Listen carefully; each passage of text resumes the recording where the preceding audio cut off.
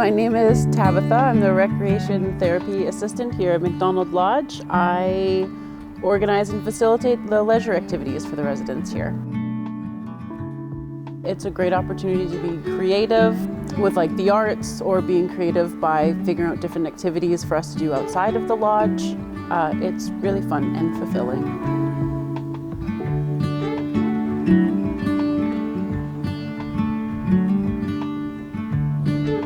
Dawson is a great small community where people just look out for one another. There's a lot of art and culture that happen here. There's a great relationship with the First Nations that allow us to live here. It's just a really great place to live.